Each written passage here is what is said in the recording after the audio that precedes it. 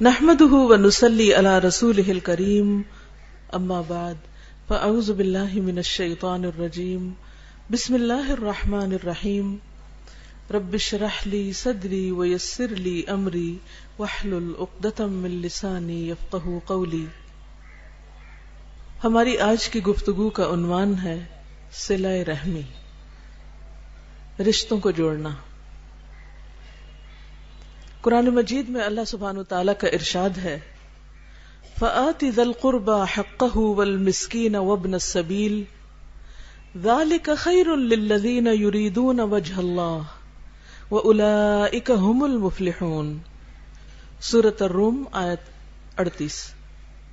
ارشاد باری تعالی ہے پس رشتہ دار، مسکین اور مسافر کو ان کے حقوق دو، یہ طریقہ بہتر ہے ان لوگوں کے لیے جو اللہ کی رضا چاہتے ہیں، اور یہی لوگ کامیاب ہونے والے ہیں۔ ہم میں سے ہر شخص یہ دو چیزیں چاہتا ہے، ایک یہ کہ اللہ اس سے راضی ہو جائے، اس کا رب اس سے خوش ہو جائے، وہ کوئی ایسا کام کرے کہ جس سے اس کا مالک یعنی رب العالمین اس سے راضی ہو، خوش ہو، اور دوسرے یہ کہ انسان کامیاب ہو دنیا میں بھی اور آخرت میں بھی۔ اور بہت سے لوگ بہت سے ایسے طریقے سوچتے رہتے ہیں، اختیار کرتے ہیں، سیکھتے ہیں کہ جن سے انہیں کامیابی حاصل ہو سکے۔ سکسیس کا لفظ، کامیابی کا لفظ ہر ایک کو بہت اچھا لگتا ہے۔ ہر شخص چاہتا ہے کہ وہ دنیا میں کامیاب ترین انسان کی حیثیت سے زندگی بسر کرے، جب وہ مرے تو لوگ اس کو اچھے نام سے یاد کریں، دنیا میں رہتے ہوئے اس کو اطمینان قلب نصیب ہو، سکون نصیب ہو، اور جب اللہ کے حضور حاضر ہو تو اللہ تعالیٰ بھی اس سے خوش اور راضی ہو۔ یہ چیز کیسے حاصل ہو؟ وہ کون سے کام ہیں جن کو کر کے ہم یہ مقصد حاصل کر سکتے ہیں؟ تو یہاں اس آیت میں وہ کام بتا دیا گیا کہ اگر کوئی شخص یہ کام کرے گا تو اس کا رب بھی اس سے راضی ہوگا اور وہ کامیاب لوگوں میں شامل ہو جائے گا۔ وہ کام ہے رشتہ دار، مسکین اور مسافر کو ان کا حق دینا۔ عام طور پر یہ تین طرح کے لوگ ایسے ہوتے ہیں کہ جن کے ساتھ احسان کیا جائے تو جواب میں کچھ ملتا نہیں، یک طرفہ طور پہ کرنا پڑتا ہے۔ رشتہ دار عموماً لینے کو اپنا حق سمجھتے ہیں، لیکن جواباً دینا وہ اپنا فرض نہیں سمجھتے۔ آپ ان کو ساری زندگی بھی دیتے رہیں تو بسا اوقات وہ راضی نہیں ہوتے، خوش نہیں ہوتے، تو انسان سوچتا مجھے کیا ملا، مجھے کیا حاصل ہوا، میں نے اتنا کیا لیکن مجھے تو کچھ بھی رسپانس نہیں ملا، لہذا آج کے بعد میں تو کسی کے ساتھ کچھ نہیں کرنے والا۔ اور شیطان اس کو بار بار پریشان کرتا ہے، مایوس کرتا ہے کہ لوگوں کے ساتھ اچھا کر کے تمہیں کچھ حاصل نہیں ہوا، اس لیے تم بھی اب اپنی فکر کرو، لوگوں کی فکر چھوڑ دو۔ لیکن جس شخص کو یہ معلوم ہو کہ رشتہ دار تو نہیں راضی ہوتے، رشتہ دار نہیں راضی ہوتے تو نہ ہو، لیکن میرا رب تو راضی ہوگا، میں تو کامیاب ہو جاؤں گا، تو وہ پھر بغیر کسی صلے کی توقع کے، بغیر کسی نتیجے کے، یک طرفہ طور پر رشتہ داروں کو دیتے رہتے ہیں، ان کا حق ادا کرتے رہتے ہیں، ان کے ساتھ حسن سلوک کرتے ہیں۔ اسی طرح مسکین جو خود ضرورت مند ہے، حاجت مند ہے، جب آپ اس کی مدد کرتے ہیں تو وہ مسکین جواباً آپ کو کچھ نہیں دے سکتا۔ لہذا انسان کی ایک بہت بڑی کمزوری ہے کہ جہاں سے اس کو کچھ فائدہ حاصل نہیں ہوتا وہاں وہ کچھ کرنا بھی نہیں چاہتا، لیکن جس کو یہ معلوم ہو کہ سب سے بڑا فائدہ رب کی رضا ہے اور وہ مل جائے گی تو وہ پھر اس کام میں پیچھے نہیں رہ سکتا، وہ دل کی خوشی کے ساتھ اور دوڑ دوڑ کر اس کام کو کرے گا۔ پھر اسی طرح مسافر کسی بھی جگہ وقتی طور پر آتے ہیں اور پھر چلے جاتے ہیں، بعض اوقات وہ کسی چیز کے ضرورت مند ہوتے ہیں۔ ایک شخص اپنے گھر میں بہت امیر بھی ہو سکتا ہے، اس کے پاس بہت کچھ ہوتا ہے، لیکن جب وہ سفر میں نکلتا ہے تو ضرورت مند ہو جاتا ہے۔ چاہے آپ کسی 5 سٹار 7 سٹار ہوٹل میں بھی آپ جا کر رہیں تو چھوٹی چھوٹی چیزوں کی آپ کو ضرورت پڑ جاتی، کتنے بھی انہوں نے اہتمام کر رکھے ہو پھر بھی آپ کو کچھ نہ کچھ کم پڑ ہی جاتا ہے۔ لیکن مسلمان معاشرے کے اوپر کیا ذمہ داری عائد کی گئی کہ مسافر کوئی بھی ہو، یہاں یہ نہیں کہا کہ جو غریب مسافر ہو یا جو لٹ جائے یا جس کی جیب کٹ جائے تو تم اس کے ساتھ اچھا سلوک کرو اور اس کے گھر واپس جانے کے لیے کرایہ کا بندوبست کر دو. نہیں، مسافر کوئی بھی ہو، اس کی عزت و اکرام، اس کا احترام، اس کا حق دینا، یہ اللہ کی رضا حاصل کرنے کا ذریعہ ہے. پھر اسی طرح سورۃ النساء میں اللہ تعالیٰ فرماتے ہیں وَاتَّقُوا اللَّهَ الَّذِي تَسَاءَلُونَ بِهِ وَالْأَرْحَامَ إِنَّ اللَّهَ كَانَ عَلَيْكُمْ رَقِيبًا، اور اللہ سے ڈرو جس کا واسطہ دے کر تم ایک دوسرے سے اپنے حق مانگتے ہو. یعنی رشتہ دار آپس میں ایک دوسرے سے جب حق لینا چاہتے ہیں تو عموماً اللہ کا واسطہ دیتے ہیں کہ خدا کے واسطے یہ کام کر دو، یہ بات مان جاؤ، چاہے اپنے بچوں کے ساتھ معاملہ ہو یا بعض اوقات والدین یا اور بہن بھائیوں کے ساتھ. تو فرمایا کہ تم اس رب سے ڈر کر ایک دوسرے کا حق پہچانو اور اس کو ادا کرو، اور رشتہ داروں کے حقوق کا خاص خیال رکھو، ارحام کا خیال رکھو، ان تعلقات کو بگاڑنے سے پرہیز کرو. اور یہ کب ہو سکتا ہے؟ جب انسان کو اللہ کا ڈر ہو. یاد رکھو ان اللہ کان علیکم رقیبا، بے شک اللہ تم پر نگرانی کر رہا ہے، وہ تمہارے اعمال کو، احوال کو دیکھ رہا ہے کہ کون مفسد ہے، کون خرابی کرتا ہے، کون بگاڑتا ہے اور کون بنانے کی کوششوں میں لگا رہتا ہے. صلہ رحمی یا رشتہ داروں کے ساتھ اچھا سلوک ان صفات میں سے ہے جو ہر معاشرے کے اندر اچھی نظر سے دیکھی جاتی ہیں.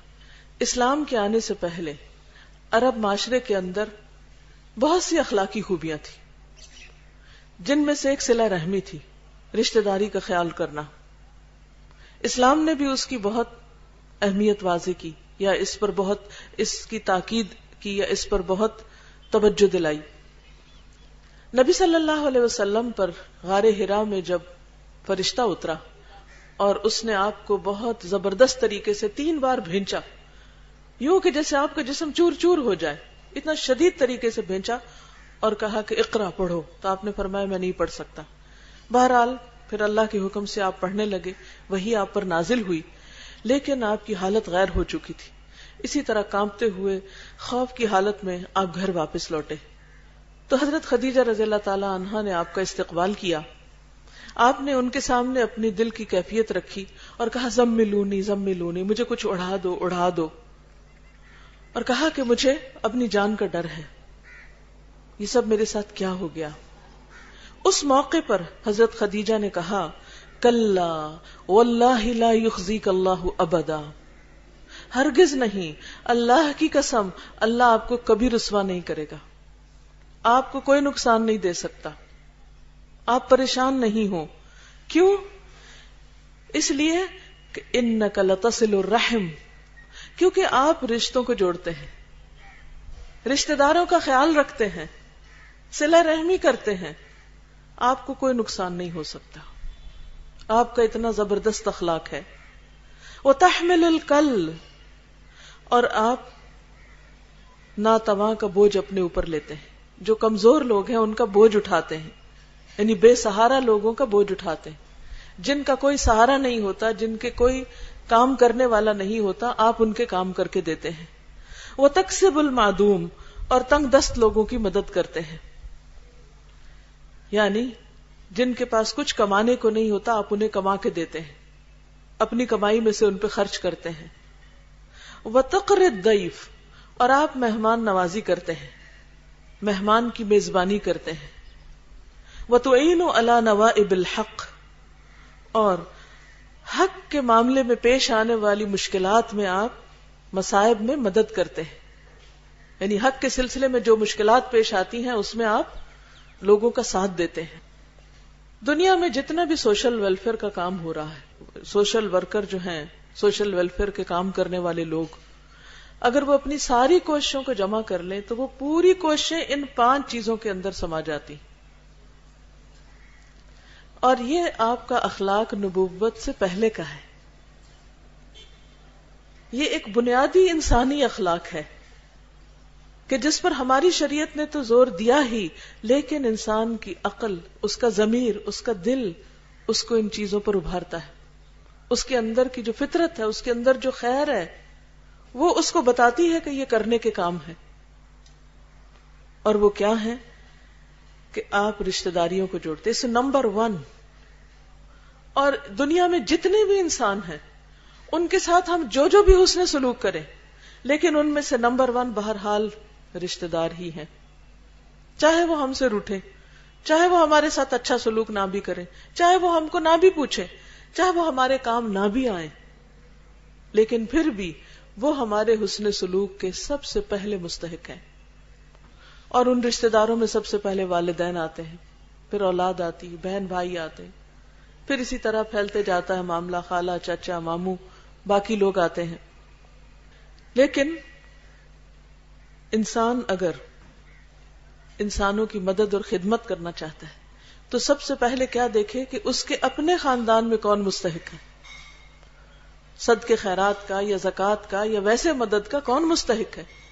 یہ نہیں کہ انسان یتیم خانے کو تو ہر مہینے کچھ نہ کچھ بھیج دے، لیکن اپنے ہی فوت ہونے والے بھائی کے جو یتیم بچے ہیں ان کو نہ پوچھے کہ بھائی کا ہمارے ساتھ کوئی اچھا سلوک نہیں تھا. اگر وہ اپنے بھائی کے بچوں کو پہلے دے اور باقی یتیم خانے میں بعد میں بھیجے تو اس کا یہ عمل زیادہ اجر و ثواب کا باعث ہوگا. لیکن عموماً جو جتنا قریب ہوتا ہے اس سے اتنی زیادہ شکایتیں بھی ہوتی ہیں، اس سے اتنی زیادہ توقعات بھی ہوتی ہیں، اس سے اتنا ہی زیادہ انسان پھر ناراض بھی رہتا ہے، گلے شکوے بھی کرتا رہتا ہے، اور دوسرے سے زیادہ احسان کی توقع رکھتا ہے، طمع رکھتا ہے، اور خود احسان کرنا نہیں چاہتا. تو ایسے میں صلہ رحمی کرنا، رشتوں کو جوڑنا بڑا مشکل کام ہوتا ہے. لیکن بہرحال تاکید بھی سب سے زیادہ اسی کی ہے کہ جب کسی کے ساتھ بھلا کرو تو پہلے اپنے رشتہ داروں میں دیکھو. دوسری صفت جو بتائی وَتَحْمِلُ الْكَلِّ، آپ ناتوانوں کا، کمزور لوگوں کا بوجھ اٹھاتے ہیں. کمزور کسی بھی اعتبار سے، چاہے وہ بیمار ہیں یعنی جسمانی طور پہ کمزور ہیں، یا پھر یہ ہے کہ وہ مالی اعتبار سے کمزور ہیں، یا ان کے اوپر کوئی اور اتنے کام کا بوجھ ہے. بوجھ تو کسی بھی قسم کا ہو سکتا ہے، اور آج کل تو فزیکل نہیں، مینٹل سٹریس بہت ہوتا ہے. کوئی کسی کی بات سننے کو تیار نہیں، کوئی کسی کے لیے کاؤنسلنگ کرنے کو تیار نہیں، کسی کے پاس کسی کے دکھ سننے کا وقت نہیں. ہر کوئی اپنی دنیا میں اتنا مصروف ہے کہ جو ہی اس کو پتا چلتا ہے کہ کوئی شخص پریشانی میں ہے وہ اس کو دور سے سلام کر دیتا ہے کہ یہ پھر آ جائے گا اور یہ ہمارا وقت ضائع کرے گا.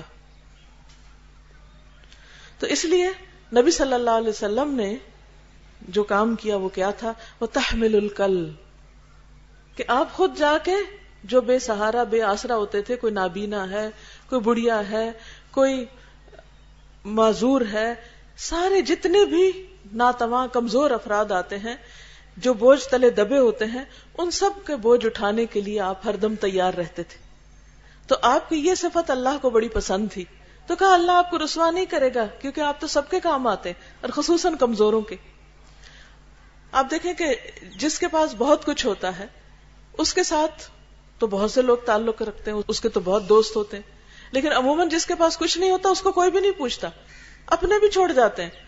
اب تو یہاں تک خون سفید ہو گئے ہیں کہ لوگ اپنے بوڑھے ماں باپ کو بھی چاہتے ہیں کہ وہ ان کے حصے میں نہ آئے، کوئی اور ہی انہیں دیکھ لے.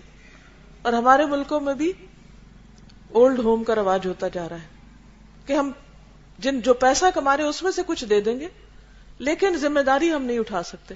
تو ماں باپ کو صرف پیسہ تو نہیں چاہیے ہوتا، انہیں ہماری شفقت اور محبت اور توجہ بھی چاہیے ہوتی ہے.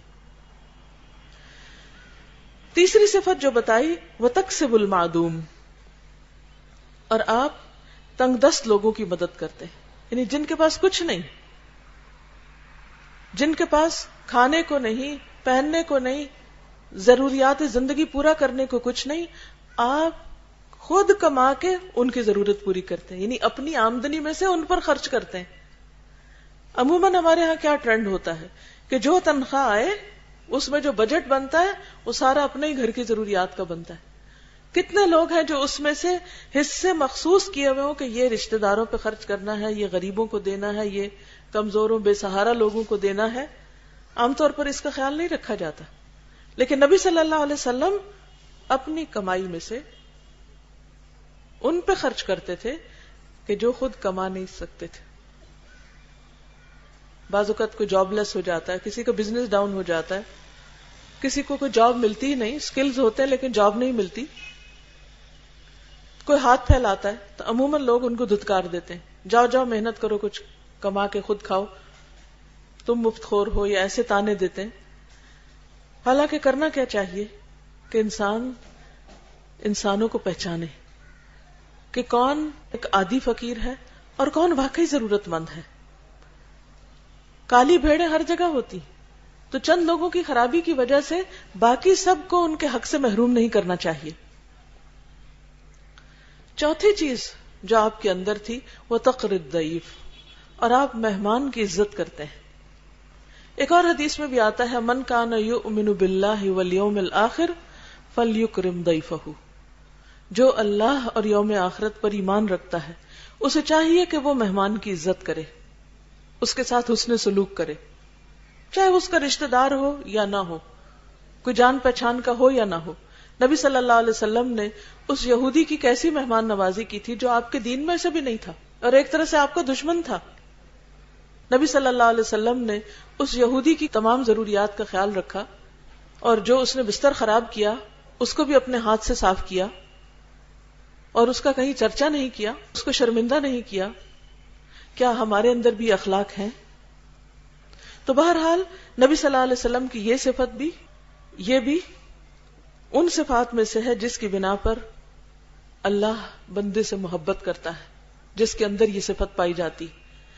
اور پانچویں چیز کہ حق کے سلسلے میں پیش آنے والے مصائب میں، مشکلات میں آپ مدد کرتے ہیں، یعنی جب کوئی ایسا حادثہ پیش آ جاتا ہے یا کوئی ایسی مشکل پیش آتی ہے تو پھر اس میں آپ پیچھے نہیں ہٹتے۔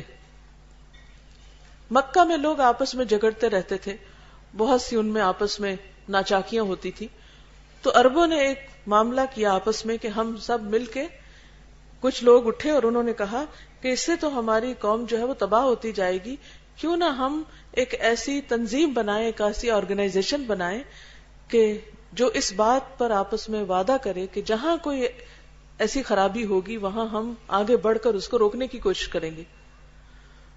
تو اس میں اتفاق سے بہت سے ایسے لوگ شامل تھے جن کے نام کے ساتھ فضل آتا تھا۔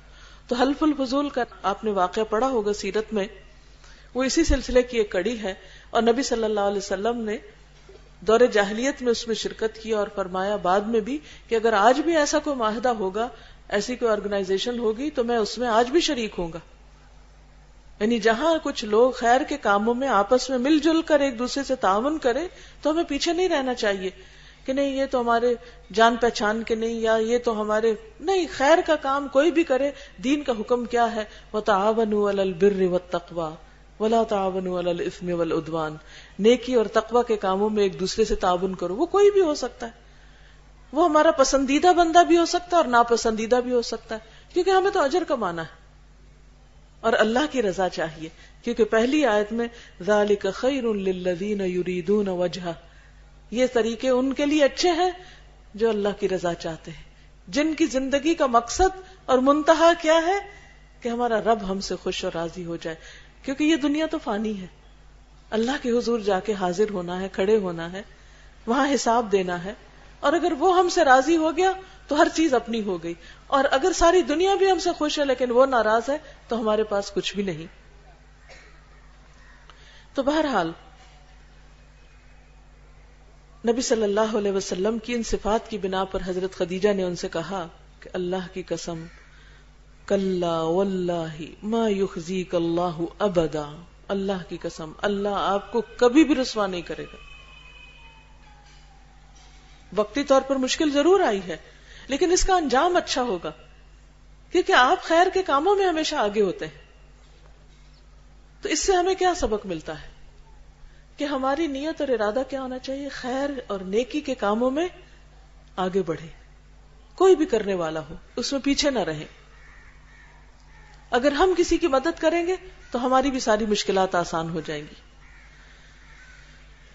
پھر خصوصاً جو ہے رشتہ داروں کے ساتھ جو ہمارا آج کا ٹاپک ہے، تو اس سلسلے میں نبی اکرم صلی اللہ علیہ وسلم کا ارشاد ہے، اللہ تعالیٰ فرماتے ہیں کہ میں ہی اللہ ہوں اور میں ہی رحمان، یعنی بہت مہربان، میں نے ہی رشتے کو پیدا کیا ہے، یعنی رشتے میں نے بنائے ہیں، اور اس کا نام رحم بھی اپنے نام سے نکالا ہے، یعنی رحمان، را حا میم، اور رحم، یہ دونوں ایک ہی اصل سے ہیں۔ اب جو اسے جوڑے گا اسے میں بھی جوڑوں گا، یعنی وہ میری رحمت کا مستحق ہوگا، اور جو اسے کاٹے گا اسے میں بھی کاٹوں گا، یعنی جو رشتوں کو جوڑے گا نہیں، رشتوں سے دور رہے گا، تو پھر وہ میری رحمت سے دور ہو جائے گا۔ ہم میں سے ہر شخص اللہ کی رحمت کا محتاج ہے۔ ہم اپنے لیے کیا چاہتے ہیں؟ کہ اللہ تعالیٰ ہمارے ساتھ نرمی کا معاملہ فرمائے، رحمت کا معاملہ کرے۔ تو اگر ہم یہ چاہتے ہیں تو طریقہ کیا ہے؟ اللہ کی رحمت کو کس طرح ہم دعوت دے سکتے ہیں؟ کہ ہم خود لوگوں کے ساتھ مہربانی کریں۔ وہ جیسے شعر ہے نا، کرو مہربانی تم اہل زمین پر، خدا مہرباں ہوگا عرش بری پر۔ اگر تم زمین والوں کے ساتھ ہمدردی اور مہربانی کرو گے تو اللہ تعالیٰ بھی تمہارے ساتھ ہمدردی کرے گا۔ عام طور پر یہ سمجھا جاتا ہے کہ رشتوں کو جوڑنا یا صلہ رحمی جو ہے وہ صرف مال خرچ کرنے سے ہوتی، کہ آپ ان کو تحفے تحائف دیتے رہیں، یا جب ان کو کوئی مشکل پیش آئے تو آپ ان کو کچھ پیسے بھجوا دیں۔ صلہ رحمی صرف مال سے مدد کرنا نہیں، یہ ادھوری بات ہوگی، ناقص بات ہوگی۔ اصل صلہ رحمی کیا ہے؟ کہ رشتہ داروں کے ساتھ ایک تعلق رہے، ایک دوسرے کو یاد رکھیں، بھولے نہیں، ایک دوسرے کی غمی خوشی میں، مشکل میں ایک دوسرے کے کام آئیں۔ یہ نہیں کہ پچھلی کوئی باتیں لے کر عذر بہانہ تلاش کر لیں کہ چونکہ فلاں ایسا تھا اور اس نے ایسا کیا تھا اس لیے اب میں بھی اس کے فلاں غم یا خوشی کے موقع پر شریک نہیں ہو رہا کیونکہ وہ ہمارے ہاں نہیں آیا تھا۔ نہیں، ایسا نہیں کرنا۔ سیدنا ابو ایوب خالد بن زید انصاری سے روایت ہے کہ ایک شخص نے کہا، یا رسول اللہ صلی اللہ علیہ وسلم، مجھے ایسا عمل بتائیے جو مجھے جنت میں داخل کرے اور جہنم سے دور کرے۔ میں جنت میں جانا چاہتا ہوں، مجھے جنت کا شوق ہے۔ فرمایا، تم صرف اللہ کی عبادت کرو، اس کے ساتھ کسی کو شریک نہ کرو، نماز قائم کرو، زکوٰۃ دو، اور صلہ رحمی کرو، رشتوں کو جوڑو۔ اور یہ بخاری اور مسلم کی حدیث ہے۔ تو اس سے کیا پتہ چلتا ہے کہ ہمیں ایک طرف اللہ کی عبادت کرنا ہے اور اللہ کے حقوق ادا کرنا ہے، یعنی نماز، زکوٰۃ وغیرہ کے ذریعے، اور دوسری طرف رشتہ داروں کا خیال رکھنا ہے اور حسب وسعت اور طاقت ان تک خیر پہنچانا اور حتی الامکان ان سے شر کو دور کرنا ہے۔ یعنی صلہ رحمی میں کیا کہ ہماری طرف سے ان کو خیر پہنچے، شر نہ پہنچے، اور اگر ان کی طرف سے ہمیں خیر نہیں بھی پہنچ رہا اور ان کی طرف سے ہمیں کسی قسم کی تکلیف پہنچ رہی ہے تو بھی جواب میں ہماری طرف سے ان کو خیر ہی جانا چاہیے۔ یہی دراصل اچھا اخلاق ہے، کیونکہ ایک حدیث میں آتا ہے کہ لیس الواصل بالمکافئ، بدلے کے طور پہ صلہ رحمی کرنے والا صلہ رحمی نہیں کرتا، اصل صلہ رحمی تو وہ کرتا ہے کہ جو مجھ سے کٹے میں اس سے جڑوں، کہ جو اس سے کاٹے وہ اس سے جڑے، جو اس کو نہ دے وہ اس کو دے۔ اب یہ بھی یاد رکھیے کہ رشتہ داروں میں آتا کون کون ہے، یعنی صلہ رحمی سے مراد کون کون سی رشتہ داری ہے، کیسے پہچان ہوگی کہ یہ رشتہ دار ہیں، اور خصوصاً ہماری اگلی جنریشن، ان کو تو رشتوں ہی کی پہچان نہیں رہی۔ اگر آپ ان سے جا کے پوچھیں مختلف رشتہ داریوں کے نام لے کر تو وہ آپ کو شاید نہ بتا سکے کہ اس کا مطلب کیا ہوتا ہے، اور بعض اوقات رشتہ داروں کو اگر وہ جانتے بھی ہو تو یہ نہیں پتا ہوگا کہ یہ خالہ کا بچہ ہے یا چچا کا ہے یا ماموں کا ہے یا پھپھی کا ہے، کون کس کی اولاد میں سے۔ اگر زیادہ سے زیادہ ایک جنریشن کا پتا ہوگا تو اس سے اگلی کا نہیں پتا۔ تو جب نام ہی نہیں آتے، جب پہچان ہی نہیں، تو حق کہاں سے ادا ہوگا، خیر اور بھلائی کہاں سے کریں گے؟ تو اس میں رشتہ داری میں تین چیزیں آتی ہیں۔ ایک ہے محرمات، ایسی رشتہ دار خواتین جن سے نکاح کرنا حرام ہے، وہ تمام رشتہ داروں میں آتی ہیں۔ جیسے قرآن مجید میں آتا ہے، حرمت علیکم امہاتکم، تمہاری مائیں تم پر حرام ہیں۔ یہ چوتھے پارے کے آخر میں آتا ہے، حرمت علیکم امہاتکم، تمہاری مائیں تم پہ حرام ہیں، یعنی ان سے شادی نہیں کر سکتے. تو یہ سب سے پہلی رشتہ دار ہے. وبناتکم، اور تمہاری بیٹیاں، واخواتکم، اور تمہاری بہنیں. اب درجے بھی یہی ہیں، کیونکہ ایک حدیث میں آتا نا کہ ایک شخص نے آ کر پوچھا کہ اللہ کے رسول صلی اللہ علیہ وسلم، میرے حسن سلوک کا سب سے زیادہ مستحق کون ہے؟ یعنی سب سے زیادہ رشتہ داروں میں سے کس کے ساتھ اچھا سلوک کروں؟ تو آپ نے فرمایا تمہاری ماں. دوسری دفعہ پوچھا تو فرمایا تمہاری ماں. تیسری دفعہ پوچھا تو فرمایا تمہاری ماں. تو یہاں بھی اسی طرح درجہ بندی ہے.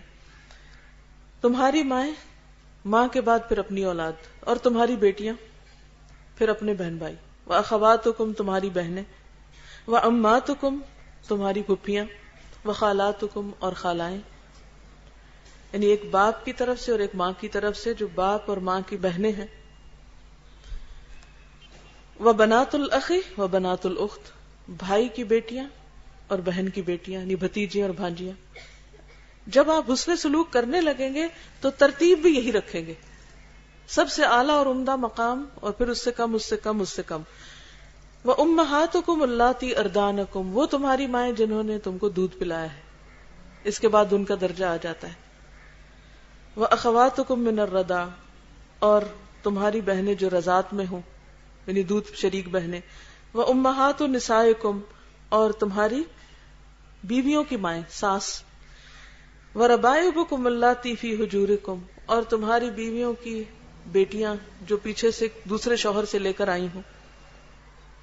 اور پھر اس کے بعد وَحَلَائِلُ أَبْنَائِكُمْ، اور تمہاری بہویں، الَّذِينَ مِنْ أَصْلَابِكُمْ وَأَن تَجْمَعُوا بَيْنَ الْأُخْتَيْنِ إِلَّا مَا قَدْ سَلَفَ. تو یہ ساری محرمات ہیں. تو ان کے ساتھ صلہ رحمی کرنا اور ان کے حقوق ادا کرنا یہ ضروری ہے. دوسرے ہیں وارث. یعنی کون ہے رشتہ دار؟ وارث. وارث سے کیا مراد ہے؟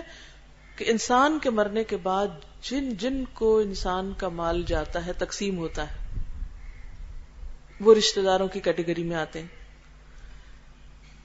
پھر عام رشتہ دار، کیونکہ بعض اوقات یہ تو قریبی رشتہ دار ہیں. بعض اوقات یہ ہوتا ہے کہ جیسے بہن ہے، پھر بہن کی بیٹی ہے، تو وہ رشتہ نیچے چلا جائے گا، دور ہو جائے گا. اب اگر وہ وراثت میں شریک نہیں ہوتی تو بھی رشتہ دار ہے، لیکن جتنا وہ نیچے جائے گا اتنا رشتہ دور ہوتا جائے گا، اس کا درجہ بھی دور ہوتا جائے گا. لیکن وہ رشتہ دار رہیں گے، حسن سلوک کے مستحق رہیں گے، اگرچہ ان کا درجہ وہ نہیں جو خود بہن کا ہے. یعنی بہن کی بیٹی ٹھیک ہے، لیکن اس بیٹی کی آگے بیٹی، اور پھر اگر اس سے آگے بیٹی ہے تو پھر وہ دور کا رشتہ پڑ جاتا ہے، لیکن ہے وہ بھی رشتہ داروں میں. اب صلہ رحمی کے لیے کرنا کیا چاہیے؟ کم سے کم کیا کریں؟ کم سے کم سلام دعا. حدیث میں آتا ہے بلو ارحامکم ولو بالسلام، رشتہ داریوں کو تر و تازہ رکھو، خاص صرف سلام کے ذریعے، صرف سلام دعا. خط لکھ کے سلام بھیج دیں، فون کر دیں، کسی کے ہاتھ سلام بھیج دیں. یہ کیا ہے؟ اب مثلاً کوئی جا کے کسی کو آپ کا پیغام دیتا ہے کہ وہ جو آپ کے خاندان کی فلاں خاتون ہے وہ سلام دے رہی ہیں آپ کو، تو اس کا دل خوش ہو جائے گا، اس کو یاد ہے اچھا ہاں ہمارے رشتہ دار فلاں فلاں شہر ملک میں رہتے ہیں. یہ آپ نے کیا کیا؟ سلام بھیج کے صلہ رحمی کی، رشتے کو جوڑا. تو بلل کا مطلب ہوتا ہے چھڑکاؤ کرنا. اب مثلاً پودے ہوتے ہیں، ان کے اوپر گرد پڑ جاتی ہے، اگر آپ چھڑکاؤ کرتے ہیں تو یہ تر و تازہ ہو جاتا ہے. تو رشتہ داریاں بھی اسی طرح تر و تازہ رہتی ہیں اگر ان کو سلام دعا بھیجتے رہیں آپ. اور اگر سلام دعا بھی نہ ہو، کبھی سالوں کوئی بات نہ ہو، تو کیا ہوتا ہے؟ سارے تعلقات منقطع، ایک طرح سے رشتے کٹ جاتے ہیں. پھر اسی طرح حال احوال معلوم کرنا، یہ اگلا درجہ ہے. ایک ہے آپ نے صرف سلام بھیج دیا، دوسرا ہے کہ آپ کے پاس ساری لسٹ ہو اور آپ یہ بھی پتہ کرنے کی فکر کریں کہ ان کا حال کیا ہے، ان کی ضروریات کیا ہیں، ان کے بچے کیسے ہیں، کس حال میں ہیں، کوئی بیمار تو نہیں، کوئی ضرورت مند تو نہیں. پھر اسی طرح مال اور جان سے مدد کرنا. یعنی پہلا تو ہے سلام، پھر حال چال معلوم کرنا، اور پھر تیسرا یہ کہ کچھ پریکٹیکلی کرنا. بعض اوقات آپ اس کیفیت میں نہیں ہوتے, اس کنڈیشن میں نہیں ہوتے کہ آپ مدد دے سکیں, تو اس صورت میں کیا کرنا چاہیے؟ انسان دعا ہی دے دے, کسی بھی طرح مدد کر دے. لیکن اگر ایسا نہیں تو پھر اصل کیا ہے؟ مال و جان سے مدد. بعض اوقات مال ہوتا ہے, بعض اوقات آپ جسمانی طور پر کسی کی خدمت کر سکتے ہیں. کوئی گھر میں بیمار ہو گیا ہے, کسی بچی کی ڈلیوری ہے, جا کر اس کا کھانا پکا دینا, اس کے کام آنا, اس کے بچے کے کپڑے دھو دینا, اس کے گھر والوں کے لیے کچھ کام کر دینا. یہ جو آپ عمل ہے آپ کا, یہ کیا ہے؟ جان سے خدمت, جان سے آپ صلہ رحمی کر رہے ہیں. بعض اوقات ایسا ہوتا ہے کہ خاندان میں کوئی شخص اس طرح بیمار ہو جاتا ہے کہ یا ایسا شخص مدد کا مستحق ہوتا ہے جس کے کوئی قریبی رشتہ دار نہیں ہوتا, یعنی ماں باپ بھی مر گئے, اولاد ہے نہیں, شادی نہیں ہوئی, بہن بھائی بھی کوئی نہیں, لیکن کزن ہے یا کوئی دور کے رشتہ دار ہیں. تو ایسی صورت میں بھی انسان حسب ضرورت مال اور جان سے مدد کرے. یہ تو ہے دینے کی باتیں, سلام کرے, حال پوچھے, مال دے, جا کے خدمت کرے. اور کچھ ہے نہ کرنے کی چیزیں, اور وہ کیا ہے کہ انسان دوسرے کو شر سے بچائے, دکھ نہ دے, ان کے خلاف باتیں نہ کرے, ان کو اپنے رویے سے اذیت نہ دے, ان کی غلطیوں سے درگزر کرے, غلطیاں ہو جائے تو ان کو معاف کر دے. اور یاد رکھیے کہ معاف کیے بغیر گزارا ہی نہیں. انسان اگر کسی کی غلطی کو معاف نہیں کرتا تو بوجھ کس کو اٹھانا پڑتا ہے؟ خود ہی کو اٹھانا پڑتا ہے. اگر ہم کسی کو فارگیو نہیں کرتے تو وہ جو دل کے اندر انتقام کی آگ ہے وہ بار بار جلاتی رہے گی, اندر انسان کو بھڑکاتی رہے گی اور ایک پریشانی لاحق رہے گی اس کو. تو اس لیے انسان دوسروں کو معاف کرتا رہے.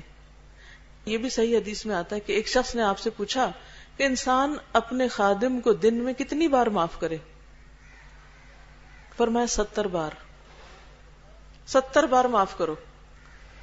اور یہ حقیقت ہے کہ اگر آپ خوش رہنا چاہتے ہیں تو 70 بار معاف کریں, کیونکہ ہر 2 منٹ میں کوئی غلطی ہوگی, جو بھی کام دیں گے اس میں کوئی خرابی ہو جائے گی. اب کیا کیا جائے؟ ایک تو یہ کہ انسان پھر سارا دن غصے میں بھرا رہے, موڈ آف کیا رہے, منہ لٹکائے رکھے, اور دوسرا یہ ہے کہ انسان غم کے گھونٹ, غصے کے گھونٹ پیتا رہے اور اگنور کیے رکھے, معاف کرتا رہے. اسی طرح زندگی کی گاڑی چل سکتی. تعلقات صرف اس صورت میں اچھے رہ سکتے ہیں. جو شخص فرگیو نہیں کر سکتا, درگزر نہیں کر سکتا, دوسرے کی غلطی کو بھلا نہیں سکتا, وہ کبھی بھی خوش نہیں رہ سکتا. خوشحالی کا راز یہی ہے. یعنی آپشنز 2 میں سے ایک ہے, تیسری کوئی نہیں. یا یہ کہ معاف کر دو, یا یہ کہ ہر وقت کڑتے رہو, جلتے رہو, بنتے رہو, اپنے اندر اس کو بار بار تازہ رکھو. اب وہ آگ جل کہاں رہی ہے؟ آپ کے اپنے ہی تو دل میں جل رہی ہے, دل تو آپ کا جل رہا ہے, تو نکالو اس کو, بجھاؤ, ٹھنڈا کرو, چھوڑو, جانے دو اور ریلیکس ہو جاؤ. یہی صلہ رحمی ہے. اور پھر صلہ رحمی صرف وہ کر سکتا ہے, رشتہ داروں سے صرف وہ جوڑ سکتا ہے کہ جو بدلہ لینے کو بھول جائے. کیونکہ بدلہ اچھائی کا بھی ہو سکتا ہے اور برائی کا بھی ہو سکتا ہے. اچھائی کا بدلہ کیا ہے کہ کوئی ہمارے ساتھ جب اچھا کرے تو ہمیں بھی یاد آ جائے اور ہم بھی اچھا کر لیں جلدی سے. اور برائی کا کیا ہے کہ جب ہمارے ساتھ کوئی برا کرے تو ہم جواباً اس کے ساتھ برا کرنے کا سوچیں. نہیں, ہم اپنی عادت کے مطابق دوسروں کے ساتھ اچھا کرتے رہیں, خواہ وہ ہم سے اچھا کرے یا نہ کرے. اور اسی طرح اگر کوئی برائی کرتا ہے تو معاف کرتے رہیں, چاہے وہ کریں یا نہ کریں. نبی صلی اللہ علیہ وسلم کے پاس ایک شخص آتا ہے اور پوچھتا ہے کہ میرے کچھ ایسے رشتہ دار ہیں کہ میں ان سے ملتا ہوں, وہ مجھ سے نہیں ملتے. اور یہ مسئلہ ہم میں سے اکثر لوگوں کے ساتھ ہوتا ہے. جب کبھی رشتہ داروں کے ساتھ اچھے سلوک کی بات ہوتی ہے تو لوگ عموماً کہتے ہیں کہ ہم تو چاہتے ہیں وہ نہیں چاہتے, ہم جڑنا چاہتے ہیں وہ نہیں جڑنا چاہتے, ہم تو میل ملاپ رکھتے ہیں وہ نہیں کبھی ہمارے ہاں آتے. بالکل یہی بات اس شخص نے کی کہ میں تو ان سے ملتا ہوں وہ نہیں ملتے. وہ اپنے آپ کو بڑی چیز سمجھتے ہوں گے یا انہوں نے اپنے دل میں کوئی غصہ پالا ہوا ہوگا. میں ان کے ساتھ نیک سلوک کرتا ہوں لیکن وہ میرے ساتھ برائی سے پیش آتے ہیں. اکثر لوگ یہی کہتے ہیں کہ ہم نے اپنے رشتہ داروں کے ساتھ، ہم نے ماں باپ کے ساتھ ایسا کیا اور انہوں نے ہمارے ساتھ یہ زیادتی کی، یا ماں باپ کو اولاد کے خلاف شکایت ہوتی، یا بہن بھائیوں کو ایک دوسرے کے خلاف شکایت ہوتی کہ ہم نے ان کی شادی پہ، ان کی غمی پہ اور اس موقع پر ایسا اور ایسا کیا، لیکن انہوں نے جواباً ہمارے ساتھ بہت ہی برا کیا. تو اس نے بھی یہی کہا کہ میں تو اچھا کرتا ہوں، وہ اچھا نہیں کرتے. پھر اس نے کہا کہ میں ان کی باتوں سے درگزر کرتا ہوں، میں فرگو کر دیتا ہوں، مگر وہ مجھے برا کہتے رہتے ہیں، وہ نہیں معاف کرتے. آپ صلی اللہ علیہ وسلم نے فرمایا اگر تو ایسا ہی کرتا ہے جس طرح تو بتا رہا ہے تو تو ان کے منہ میں جلتی بھوبل ڈال رہا ہے، یعنی راکھ ڈال رہا ہے. اور جب تک تو ایسا کرتا رہے گا اللہ کی طرف سے ایک مددگار ہمیشہ تیرے لیے مقرر رہے گا. یعنی اگر کوئی شخص برا کرتا ہے تو اپنے لیے کرتا ہے. تم اپنی نیکی اور حسن سلوک کے ساتھ ان کا منہ بند کیے رکھ سکتے ہو. یعنی تم ان کے منہ میں راکھ ڈالتے ہو، کسی کے منہ میں راکھ پڑ جائے تو بات نہیں کر سکتا وہ. جب کوئی ہم سے برا کرے اور ہم اچھا کریں، کوئی زیادتی کرے اور ہم معاف کر دیں، کوئی ضرورت مند ہو اور ہم اس کی مدد کو پہنچ جائیں، تو اس کا کم از کم فائدہ کیا ہوتا ہے؟ منہ بند ہو جاتا ہے اس کا. اور دوسرے یہ کہ ایسے شخص کے ساتھ اللہ تعالیٰ ایک مددگار لگا دیتا ہے، ایک ہیلپر لگا دیتا ہے. وہ انسانوں میں سے بھی ہو سکتا ہے، فرشتوں میں سے بھی ہو سکتا ہے، کوئی بھی ہو سکتا ہے. اور وہ اس کی ہر مشکل اور ہر تکلیف کے موقع پر وہ اس کے ساتھ آ کھڑا ہوتا ہے. کیا ہم نہیں چاہتے کہ دنیا کے اس مشکل سفر میں کوئی ہمارا کمپینین ہو، ساتھی ہو، دوست ہو، مددگار ہو؟ اور اصل دوست کون ہے؟ جو ضرورت کے وقت کام آئے. خالی باتیں کرنا تو ہر کوئی باتیں کر لیتا ہے، زبانی کلامی تو ہر کوئی دوستی کی باتیں کرتا ہے، تعریفیں بھی آپ کی کر دیں گے. اچھے وقتوں کے تو بہت ساتھی ہوتے ہیں، لیکن دکھ میں آپ کے کام کون آتا ہے؟ آزمائش کے وقت آپ کا ساتھی کون بنتا ہے؟ تکلیف میں آپ کا بازو کون تھامتا ہے؟ کون آپ کی ہمدردی کرتا ہے؟ وہ ہے آپ کا دوست. تو کہا کہ اگر تم ان کے ساتھ اچھا کرو گے اور وہ نہیں بھی کرتے تو ان سے توقع نہ رکھو، اللہ تعالیٰ کسی اور کو پیدا کر دے گا تمہاری مدد کے لیے. ہم کیوں نہیں کسی کے ساتھ اچھا کرنا چاہتے؟ کیونکہ وہ ہمارے ساتھ اچھا نہیں کر رہے. تو چونکہ وہ نہیں کر رہے، ہم بھی نہیں کر رہے. ہم چاہتے ہیں کہ ہمارے ساتھ کوئی اچھا کرے. اللہ تعالیٰ کا وعدہ ہے تم اچھا کرتے رہو، اگر وہ نہیں کرتے تو کوئی اور آ جائے گا اور وہ تمہارے ساتھ اچھا کرے گا، تمہیں صلہ مل کے رہے گا. ان اللہ لا یضیع اجر المحسنین، اللہ محسنین کا، احسان کرنے والوں کا اجر ضائع نہیں کرتا. پھر اسی طرح یہ ہے کہ صرف مددگار ہی نہیں بلکہ انسان کو اور بھی بہت سے فائدے ملتے ہیں جب وہ اچھا کرتا ہے دوسروں کے ساتھ. ایک حدیث کے مطابق من سرہ ان یبسط له فی رزقہ وان ینسأ له فی اثرہ فلیصل رحمہ. نبی صلی اللہ علیہ وسلم نے فرمایا جو شخص اپنے رزق میں کشادگی اور عمر میں اضافہ پسند کرے وہ صلہ رحمی کرے. وہ کس کو پسند نہیں؟ کیا کہ ہمارا رزق وسیع ہو جائے، زیادہ ہو جائے، اور دوسرے عمر زیادہ ہو جائے. آپ دیکھیں کہ اگر کوئی ہمیں اس وقت یہ کہے نا کہ اگر تم آج مر جاؤ تو جنت ہے تمہارے لیے، پھر بھی ہم شاید کہیں کہ اچھا چلے تھوڑے دن اور ہمیں یہاں رہنے کا موقع مل جائے. جنت تو ہم چاہتے ہیں لیکن کچھ کام رہتے ہیں ہمارے، ذرا وہ کر لیں پھر چلیں گے دنیا سے. کوئی جانے کو تیار نہیں ہوگا. ہم میں سے ہر شخص درازی عمر کی تمنا بھی رکھتا ہے اور دعائیں بھی ایک دوسرے کو دیتے ہیں. تو جو شخص چاہتا ہے اس کی عمر لمبی ہو، اس میں برکت ہو، اور جو شخص یہ چاہتا ہے اس کا رزق زیادہ ہو، اس کے مال میں برکت ہو، اسے چاہیے رشتہ داروں سے اچھا کرے، ماں باپ کے ساتھ اچھا کرے، بہن بھائیوں کے ساتھ اچھا کرے، بچوں کے ساتھ خیر خواہی کرتا رہے، سسرال کے ساتھ اچھا کرے. کیونکہ آپ دیکھیں کہ محرمات میں ساس کا ذکر بھی آیا ہے. عموماً لوگ جب یعنی مرد حضرات شادی کے بعد اپنے ماں باپ کا تو خوب خیال رکھتے ہیں، لیکن بیوی اگر اپنے ماں باپ کے لیے کچھ بھی کرنا چاہے تو ناراض ہو جاتے ہیں. اس کو صلہ رحمی نہیں کرنے دیتے، وہ ان کی نگاہ میں بہت کھلتی. تو اسلام کیا سکھاتا ہے کہ وہ بھی تمہارے حسن سلوک کی مستحق ہے، کیونکہ محرمات میں وہ بھی آتی ہے. ایک اور حدیث میں آتا ہے، نبی صلی اللہ علیہ وسلم نے فرمایا، اپنے قرابت داروں سے متعلق معلومات حاصل کرو، ان کے بارے میں جانو، نسب کو جانو، تاکہ صلہ رحمی کر سکو. اور اسی وجہ سے مسلمانوں کے اندر علم الانساب جو ہے وہ بہت زیادہ سٹرونگ تھا کہ وہ نسب نامے جانتے تھے، کون کس کا بچہ ہے، کس کی اولاد ہے، کس خاندان سے، کس قبیلے سے، کس برادری سے. فرمایا بلا شبہ صلہ رحمی سے خاندان میں محبت، مال میں کثرت اور عمر میں اضافہ ہوتا ہے، اور یہ ہر شخص کو پسند ہے. تو 3 فائدے ایک ہی حدیث میں بیان کر دیے گئے. ایک تو یہ کہ آپس کے تعلقات اچھے ہوتے ہیں، دوسرے یہ کہ مال میں اضافہ، اور تیسرے عمر میں اضافہ. ایک اور حدیث ہے مجموع الزوائد کی، حضرت علی کہتے ہیں کہ نبی صلی اللہ علیہ وسلم نے ارشاد فرمایا، جو شخص اس بات کو پسند کرے کہ اس کی عمر میں اضافہ ہو، اس کے رزق میں وسعت ہو، اور اس سے بری موت دور کی جائے، برے حادثوں سے بچے، وہ اللہ سے ڈرے اور رشتہ داروں سے اچھا سلوک کرے. آج آپ دیکھیں کہ ہم میں سے ہر شخص ڈرتا ہے کہ کہیں ایکسیڈنٹ نہ ہو جائے، کہیں ایسی موت واقع نہ ہو کہ ہمارا کوئی وہاں ہو ہی نہ، کسی سفر میں، کسی ایسی جگہ پر، یا یہ کہ ایسی تکلیف دہ موت ہو، یا یہ کہ انسان فوت ہو جائے اور نہ اس کا جنازہ ہو. آج کل آپ دیکھیں کتنی ایسی موتیں ہو جاتی ہیں کہ بعض اوقات باڈیز بھی ختم ہو کے رہ جاتی.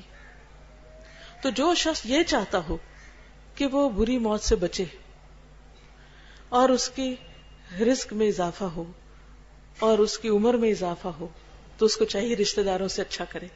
اب جب ہم سوچتے ہیں اچھا رشتہ داروں سے اچھا کرے تو پھر ہمیں غم غصے یاد آ جاتے ہیں، انہوں نے تو ہمارے ساتھ بڑی زیادتیاں کی.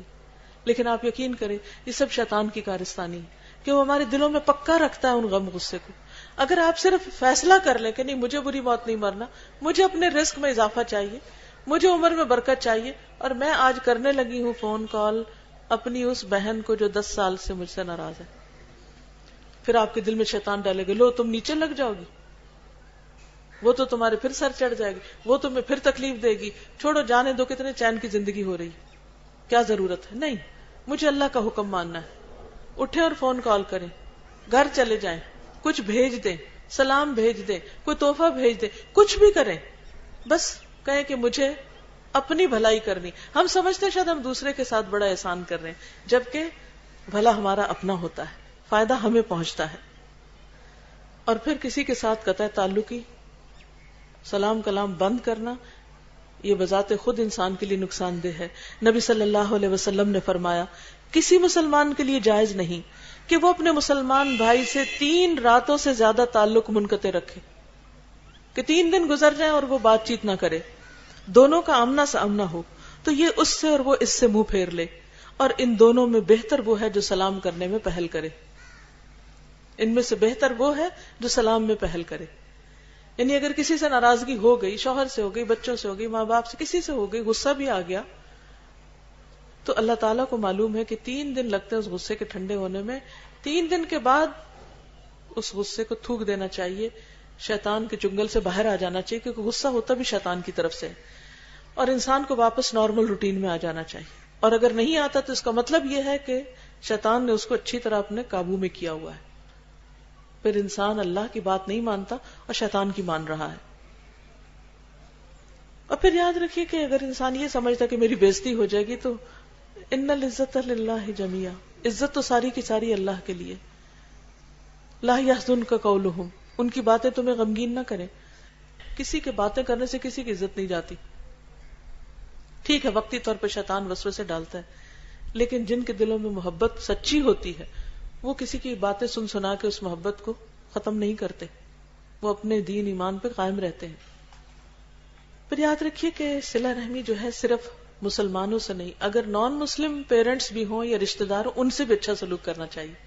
اور اس حسن سلوک کی وجہ سے ہو سکتا ہے وہ مسلمان ہو جائیں. کئی لوگ جب مسلمان ہوتے ہیں تو اپنے سارے خاندان سے کاٹ کے رکھ لیتے ہیں، کچھ لوگ جب دین کی طرف آتے ہیں تو اپنے سارے خاندان سے کٹ جاتے ہیں، ان کی غمی خوشی ہر چیز سے تعلق کاٹ بیٹھتے ہیں. یہ طریقہ درست نہیں. وہ سمجھتے ہیں بائیکاٹ کرنے سے ہم شاید اپنے اسلام کا زیادہ اظہار کر سکیں، جبکہ اسلام میں رشتوں کو جوڑنا، تعلقات کو اچھا رکھنا ایک بنیادی سبق ہے. حضرت اسما جو تھی، ان کی والدہ مکہ میں رہتی تھی، مشرک تھی، مسلمان نہیں ہوئی تھی. تو ایک دفعہ انہیں کچھ ضرورت پیش آئی تو اپنی بیٹی کے پاس آئیں کہ میری کچھ مدد کرو. تو ان کو اب شک تھا کہ پتہ نہیں مجھے کرنا چاہیے یا نہیں، کیونکہ یہ تو مسلمان نہیں ہے. آپ نبی صلی اللہ علیہ وسلم کے پاس گئے اور ان سے پوچھا کہ اس طرح میری ماں آئی ہے تو کیا میں اس کے ساتھ اچھا سلوک کروں، اس کی مدد کروں؟ تو آپ نے فرمایا سلی امکی، اپنے ماں کے ساتھ اچھا سلوک کرو، ان کے ساتھ رشتہ داری کے معاملے میں ان کا حق ادا کرو، رشتے کو جوڑ کے رکھو. صلہ رحمی کے برعکس ایک ہے قطع رحمی، رشتے کاٹنا. جہاں تک رشتوں کے کاٹنے کا تعلق ہے تو یہ جو آیات آپ کو شروع میں تلاوت جن کی سنائی گئی تھی، اس میں واضح طور پر آتا ہے کہ جو لوگ رشتوں کو کاٹتے ہیں ان کے لیے، یہ سورۃ الرعد کی آیت نمبر 19 ہے، فرمایا والذین ینقضون عہد اللہ من بعد میثاقہ ویقطعون ما امر اللہ بہ ان یوصل ویفسدون فی الارض اولئک لہم اللعنۃ ولہم سوء الدار. اور جو لوگ اللہ سے عہد پکا کرنے کے بعد توڑ دیتے ہیں اور جن رشتوں کو اللہ نے جوڑنے کا حکم دیا ان کو کاٹ دیتے ہیں اور زمین میں فساد کرتے ہیں، ایسے لوگوں پر اللہ نے لعنت کی، وہ اللہ کی رحمت سے محروم ہے. وَلَهُمْ سُوءُ الدَّارِ، اور ان کے لیے برا گھر ہے، برا ٹھکانہ ہے. یعنی آخرت میں ان کی قیام گاہ بہت بدترین ہوگی. اور یہ کس بنا پر؟ کہ وہ رشتوں کو کاٹتے ہیں.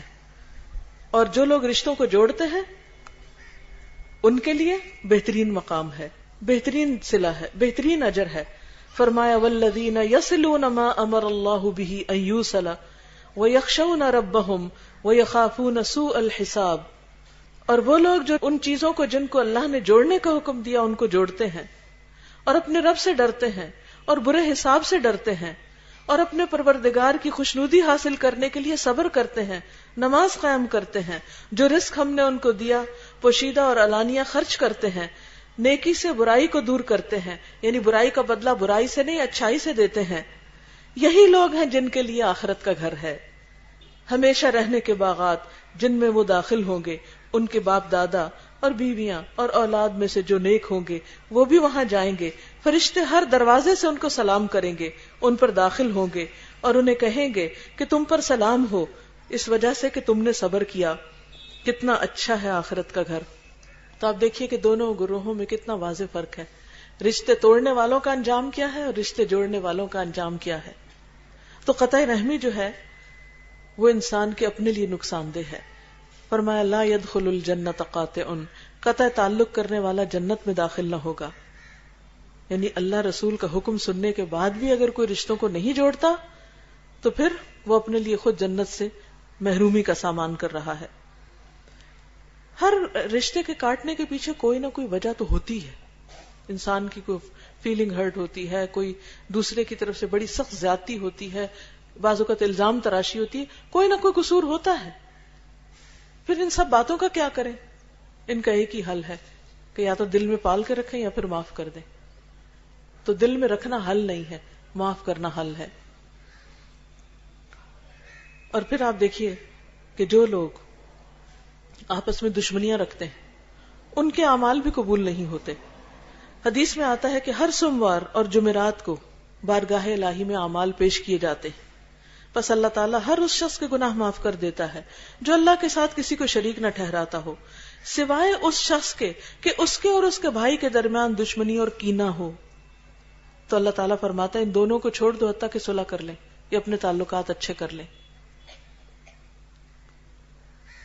تو بات یہ ہے کہ جب انسان اللہ کی خاطر جوڑنے کی کوشش کرتا ہے تو اللہ تعالیٰ اس کو توفیق بھی دے دیتا ہے.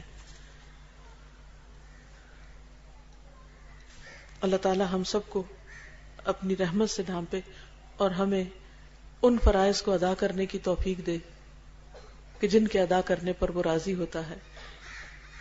اللہ تعالی ہم سب سے راضی ہو اور ہم وہ کام کریں جو اس کی پسند کے ہوں. وآخر دعوانا ان الحمد للہ رب العالمین. اگر آپ کو کوئی سوال ہو تو آپ کر سکتے ہیں.